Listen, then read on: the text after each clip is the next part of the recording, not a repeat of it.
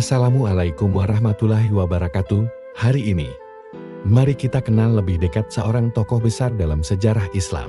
Seorang ulama yang namanya harum dalam dunia keilmuan, seorang penjaga hadis Rasulullah Shallallahu Alaihi Wasallam yang sangat teguh dalam pendirian dan sangat berhati-hati dalam menyampaikan ilmu, dialah Imam Malik bin Anas rahimahullah. Imam Malik bin Anas lahir di Madinah pada tahun 93 Hijriah atau sekitar 711 Masehi, di tengah keluarga yang taat dan cinta ilmu.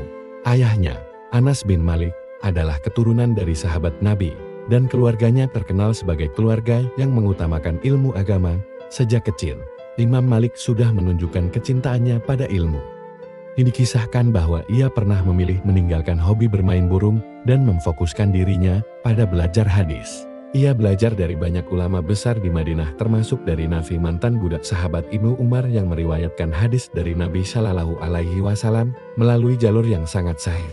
Dari Nabi ke Ibnu Umar, lalu ke Nafi, dan akhirnya ke Imam Malik. Imam Malik memiliki ratusan guru, dan salah satu yang paling berpengaruh adalah Rabi'ah Ar-Ra'i, seorang ulama besar di Madinah.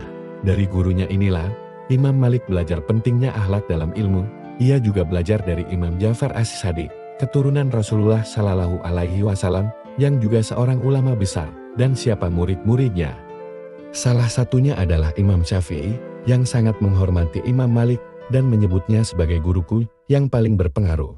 Bahkan, Khalifah Harun Ar-Rasyid pernah datang langsung ke rumah Imam Malik untuk belajar darinya. Salah satu karya terbesar Imam Malik adalah kitab Al-Muwatta, yang berarti kitab yang disepakati. Ini adalah kitab hadis dan fikih yang luar biasa, karena berisi lebih dari 700 hadis yang telah diseleksi dengan sangat ketat oleh Imam Malik. Imam Malik dikenal sebagai orang yang sangat hati-hati dalam meriwayatkan hadis. Ia berkata, "Aku telah menulis 100.000 hadis, lalu aku pilih hanya yang paling sahih, hanya sekitar 1.700, dan aku masukkan dalam Al-Muwatta." Ia tidak hanya menulis, tetapi benar-benar memastikan kebenaran sanad dan makna hadis. Imam Malik bukan hanya ahli ilmu, tapi juga seorang yang sangat berakhlak mulia dan tegas menjaga martabat ilmu. Dikisahkan bahwa ketika beliau mengajar hadis Nabi Shallallahu Alaihi Wasallam, ia mandi terlebih dahulu, memakai pakaian terbaik, memakai minyak wangi, lalu duduk dengan tenang untuk menyampaikan ilmu.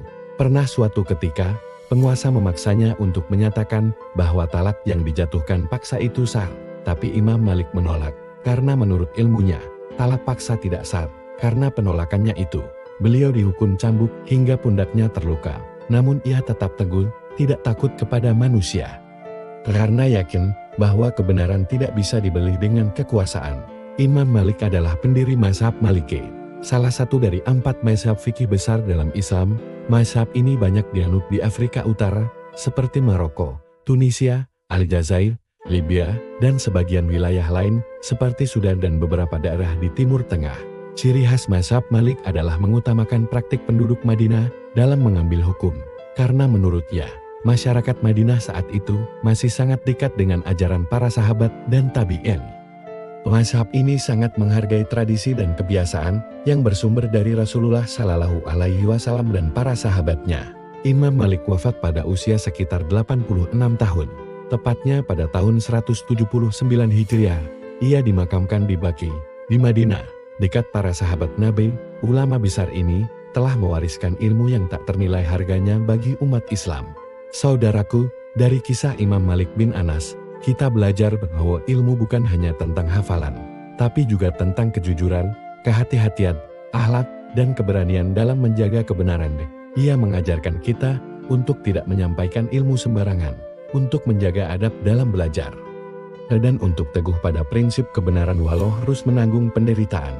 Semoga kita bisa meneladani semangat Imam Malik dalam mencari ilmu, menjaga kehormatan Islam, dan mencintai hadis Nabi Shallallahu Alaihi Wasallam.